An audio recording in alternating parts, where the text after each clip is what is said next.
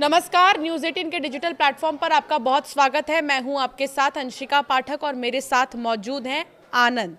हम आज बात करेंगे हमास और साथ ही इजराइल के बंधकों को लेकर और साथ ही अमेरिका को लेकर कि आखिर अमेरिका ने ऐसा क्या किया जो अब हमास थैंक यू कह रहा है, और साथ ही कई ऐसी शर्तें हैं अमेरिका की तरफ से जो प्लान तैयार की गई जिस पर हमास ने हामी भर दी है। तो ऐसे कैसे हमास ने हामी भर दी और 20 वो पीस प्लान क्या है अहम, वो आज हम आपको बताएंगे। और कहा यह भी जा रहा है कि हमास के अंधेरे काल कोठरी में बंद इजरायली बंधकों के लिए शायद अब वो घड़ी आ गई है जब वो सुबह का सूरज देखेंगे और खुली हवा की सांस लेंगे। अगर सच में ऐसा हो जाता है तो ये क्रेडिट ट्रंप को जाता है। कैसे, ये सब कुछ आज हम आपको बताएंगे। तो सबसे पहले शुरुआत हमास के हामी को लेकर। आनंद, हमास ने ट्रंप के इस प्लान पर हामी भर दी है, लेकिन सवाल ये है कि जो 20 चीजें ट्रंप ने अपने पीस प्लान में शामिल की थी वो क्या है और कितना इजी रहा हमास के लिए ये? बिल्कुल, देखिए हमास ने तो स्वीकार तो कर लिया है पीस प्लान जो उनका था। अगर देखा जाए तो 20 सूत्री योजना जो पेश किए थे, और ट्रंप ने हमास को रविवार शाम 6 बजे तक का समय भी दिए थे कि आप अगर इसको स्वीकार कर लेते हो तो ठीक, अस्वीकार करते हो तो ठीक, क्योंकि वो दोनों में राजी थे। और अगर हमास ने स्वीकार कर लिया है, जैसे कि अभी फिलहाल स्वीकार कर लिया है, तो अब आगे का प्लान बताते हैं कि स्वीकार करने के बाद अब क्या होगा। कि जैसे ही उसने स्वीकार का एक बयान जारी किया हमास ने कि ट्रंप का जो भी प्लान है वो स्वीकार है, हालांकि ये पूरी तरीके से स्वीकार नहीं किया है। जो उनके 20 पॉइंट थे वो 20 पॉइंट को अगर पूरी तरीके से देखा जाए तो कई ऐसे पॉइंट है जो हमास उस पर चुप्पी साधा हुआ है अभी भी। हालांकि इस बयान के बाद ट्रंप का बयान आता है और इजराइल से सीधे हमास अमेरिका का ये मतलब आदेश होता है कि जो भी इजराइल अब हमला कर रहा है उसे रोक दिया जाए। हालांकि अभी हमला अभी भी जारी है। बताते कारण क्या है। हमास की कुछ शर्त पीस बोर्ड वाले जो 20 प्लान थे इनके, ये तो मान तो लिया है हमास ने, लेकिन इसमें बहुत सारी शर्तें भी हमास ने रख दिया है। उसमें पहला शर्त ये रख दिया है कि युद्ध समाप्ति हो और इजरायली सेना पूर्ण तरीके से वापस हो। मतलब जो इजरायली सेना अगर गाजा के जो जमीनी ऑपरेशन चला रहे हैं, जमीनी ऑपरेशन, उसमें बहुत सारे जो इजरायली सेना है बहुत अंदर तक घुस चुके हुए हैं फिलिस्तीन के। तो वो हमास चाहता है कि पूरी तरीके से वापसी हो जाए, उनकी जो बॉर्डर रेखा है वो वहीं तक सीमित रहे, ऐसा उनका मतलब ये मानना है। और दूसरा शर्त ये है गाजा की जो प्रशासनिक जिम्मेदारी एक टेक्नोक्रेट फिलिस्तीन निकाय को सौंपने की सहमति जताई है, और साथ ही अरब और इस्लामिक समर्थन से चले गाजा, ये शर्त है हमास की। और उसने पूरी तरीके से तीसरा जो बयान उनका आया है उसमें एकदम स्पष्ट ये दिख रहा है कि हमास जो है वो पूरी तरीके से हथियार समर्पण की बात नहीं कही है, क्योंकि छोड़ने की बात नहीं कही है, क्योंकि ट्रंप के एक पॉइंट में ये भी लिखा हुआ था कि जो हमास है वो पूरी तरीके से हथियार मतलब कि हथियार छोड़ दे, यानी कि हथियार का समर्पण कर दे। और उसके बाद एक और बिंदुओं पर देखना, बातचीत करना जरूरी है, क्योंकि जिस पॉइंट पर हम लोग बात कर रहे हैं उसमें अगर ट्रंप का पॉइंट अगर देखा जाए 20 सूत्रीय योजना जो पेश किए थे उस दिन, तो इसमें ये तो था कि तत्काल प्रभाव से युद्ध विराम हो जाए, सभी बंधकों को रिहाई हो जाए। सभी बंधकों मतलब कि गाजा में हमास के मतलब कि अंडर में जो भी इजरायली बंधक हैं वो रिहा हो जाए इधर के साइड में। और इजराइल करीब बहुत सारे फिलिस्तीनी भी बंद है, जिसमें कि उस दोनों शर्तों को इसमें माना गया है कि इजराइल इधर से अदला बदली वाली उसके बाद हम आ जाते हैं हमास का विघटन और हथियारों का समर्पण। तो हथियार समर्पण वाली बात हमास ने इसमें नहीं दोहराई है या नहीं कही है। जो तीसरी बात थी वो था कि गाजा पर अंतर्राष्ट्रीय निगरानी, जो कि ट्रंप की अध्यक्षता वाली पीस बोर्ड करेगा। तो ये बिंदु बहुत अहम है। अब ये आने वाले समय में देखना होगा कि पीस बोर्ड क्या सच में पीस बोर्ड की निगरानी में, यानी ट्रंप की अध्यक्षता में गाजा का निगरानी किया जाएगा, या फिर जैसा कि अभी हमने बताया कि हमास जो है वो चाहता है कि अरब देश और इस्लामिक कंट्री जो है वो गाजा को चलाए। बिल्कुल तो क्या अब हमास नहीं चलाएगा गाजा को, ये मान लिया जाए? बिल्कुल गाजा को देखिए, प्लान में तो यही था कि जो मैं आपको बता दूं कि 2006 में जब चुनाव हुआ था फिलिस्तीन में, तो बहुमत में आया था हमास। तो अगर वहाँ पे सरकार बनती, क्योंकि 2006 के बाद से अब तक कोई भी वहाँ पर चुनाव नहीं हुए हैं फिलिस्तीन में। अभी क्या है कि अभी को किसके देख रेख में चल रही है, तो अभी जो है फिलिस्तीन अथॉरिटी के महमूद अब्बास जो है अध्यक्ष हैं, चीफ है फिलिस्तीन अथॉरिटी के, और उन्हीं के अंडर में अभी भी देख रेख चल रही है फिलिस्तीन की। और यही महमूद अब्बास जो थे वो उस समय 2005 की अगर बात करें तो उस समय वो वहाँ के मुखिया थे। लेकिन चुनाव होते हैं 2006 में पूरी तरीके से बहुमत पाता है हमास।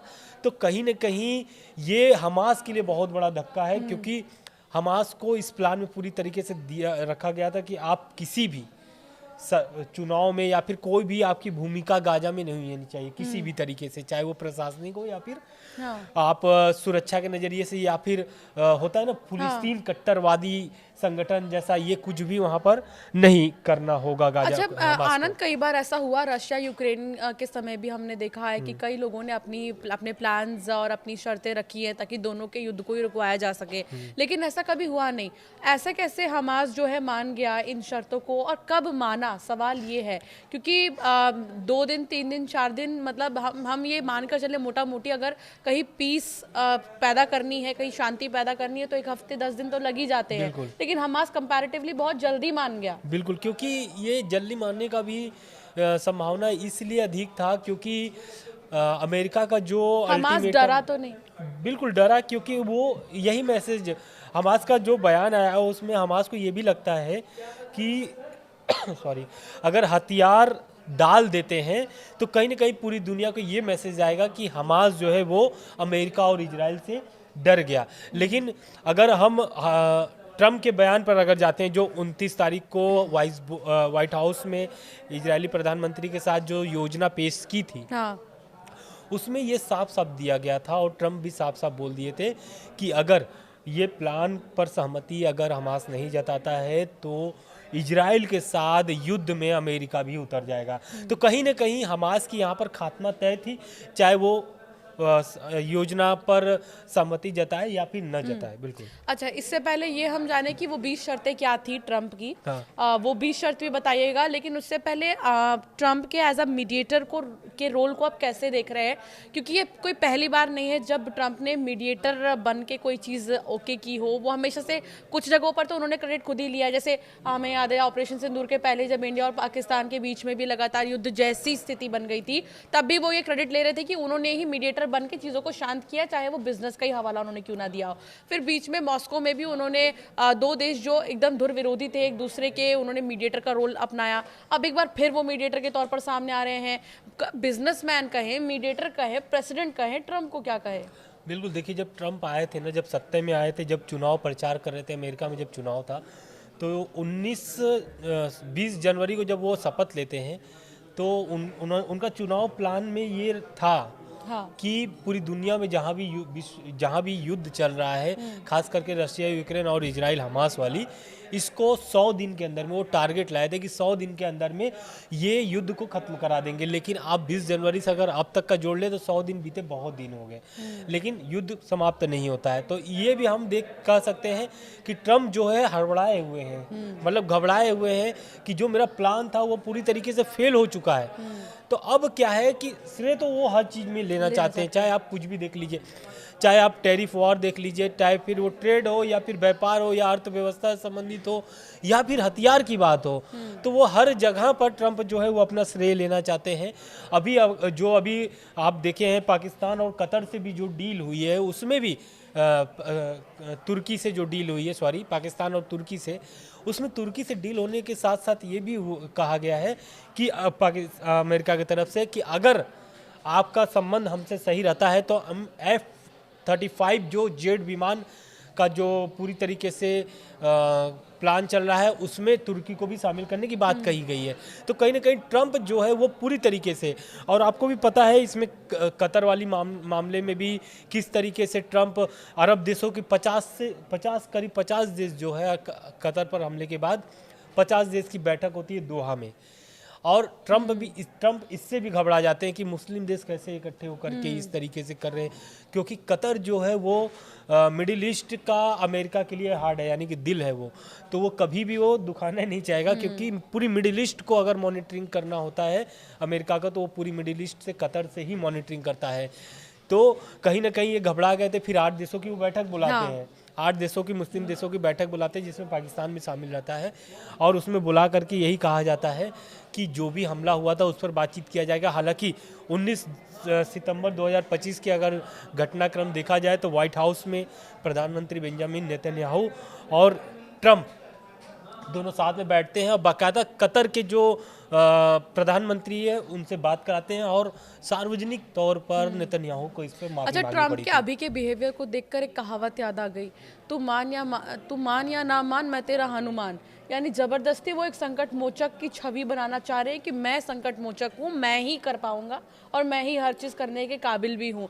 चाहे ब्रिक्स देश हो या फिर G20 देश हो, सबने विरोध किया है ट्रम्प के इस टैरिफ का, और सबको इस बात से गुस्सा था, सब एकजुट भी हुए थे। उसके बाद कहीं ना कहीं चाइना और इंडिया की एकजुटता से सबसे ज्यादा ट्रम्प को मिर्ची लगी थी। इसके अलावा चाइना, अमेरिका के अलावा और भी कई ऐसे देश थे जो एक साथ नजर आए थे कई समिट्स में।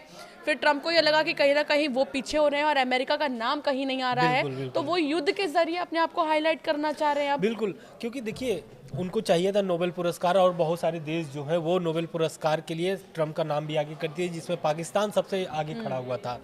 लेकिन अब वो क्या है कि इस नोबेल पुरस्कार वाली जो बात थी उस पर ट्रम्प बोलते भी हैं कि हमने 7 देशों का युद्ध रुकवाया, जिसमें भारत पाकिस्तान का भी वो जिक्र करते हैं, और कई बार जिक्र कर चुके हैं, लगभग 35 से अधिक बार वो ये बता चुके हैं कि भारत पाकिस्तान का जो युद्ध हुआ था वो अमेरिका यानी ट्रम्प ने रुकवाया है। और मुझे याद आ रहा है सबसे ज्यादा तो ट्रम्प के तोते तब उड़ गए थे जब रशिया और चाइना और इंडिया तीनों एक साथ थे, जब प्रधानमंत्री रशिया चीन के दौरे पर गए थे, चीन के दौरे पे गए थे, उस वक्त सबसे ज्यादा मिर्ची ट्रम्प को लगी थी, और उसके बाद वो अपनी मौजूदगी अब युद्धों के जरिए ज्यादा दर्ज कराने लगे। बिल्कुल, क्योंकि एससीओ की जब बैठक हुई थी तो उसमें क्या था कि रूस, भारत, चीन और साथ में था उत्तर कोरिया यानी कि किम जोंग उन।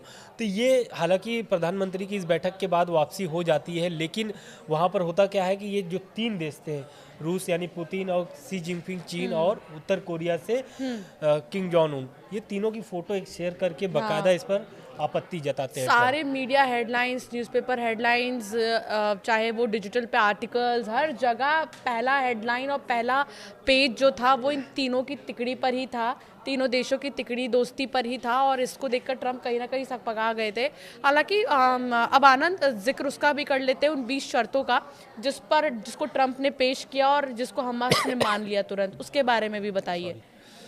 इसमें देखिए अगर 20 पॉइंट की अगर हम बात किया जाए तो इसमें 2-3 जो बहुत मेन मुद्दे थे। पहला तो ये था कि बंधकों की रिहाई, इस पर हमास राजी हो चुका है।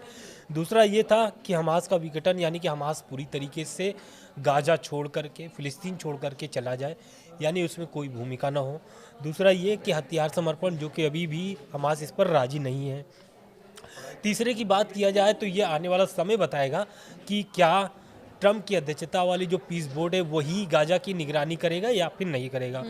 पांचवी अगर बात की जाए तो उसमें ये शामिल था कि जो भी फिलिस्तीनी है वो अगर हमास को समर्थन करते हैं तो अब से वो हमास का समर्थन करना बंद कर दे, एक नॉर्मल फिलिस्तीनी के तौर पर जीवन जिए, तो उन पर कोई भी कार्रवाई नहीं की जाएगी। अगर उनको पकड़ा जाता है तो उस पर कार्रवाई उनको किया जाएगा। तो ये जो 5 मतलब कि अहम जो पॉइंट्स थे इस पर फोकस करना जरूरी था। बाकी जो 15 पॉइंट्स है इसमें यही शामिल है कि हमास को कैसे सत्ता से बाहर निकाला जाए। मैंने आपको बताया भी कि 2006 में जब चुनाव हुए थे उसमें पूरी तरीके से बहुमत में आ गया था हमास। तो कहीं ना कहीं, और अगर इसमें एक बात और हम जोड़ दें कि ये अगर हमास की सहमति है तो कहीं ना कहीं ईरान का बहुत बड़ा धक्का लगा है, क्योंकि ईरान का प्रॉक्सी है, ऐसा माना जाता है कि पूरी समर्थन है हमास का ईरान को हमास का पूरा समर्थन है, तो कहीं ना कहीं इसमें ईरान के लिए भी बहुत बड़ी मुश्किल खड़ी कर सकती है। बिल्कुल। चलिए अब ये देखना होगा कि आखिर हमास सब आगे और क्या कुछ कहता है, और जो शर्तें हैं 20 शर्तें 20 की 20 तो मानना, जैसे कि आनंद आप भी बता रहे हैं, मानना इतना पॉसिबल नहीं है, लेकिन उसमें मोटा मोटी बिंदु जो सबसे ज़्यादा इंपॉर्टेंट है वो हमास ने मान ली है। और अब हमास तो अमेरिका को धन्यवाद भी कह रहा है। अब आगे बाकी देशों से क्या प्रतिक्रिया आती है और बाकी देशों का क्या स्टैंड रहता है इस पर, ये देखने वाली बात होगी। फिलहाल डिजिटल प्लेटफॉर्म पर इतना ही। धन्यवाद।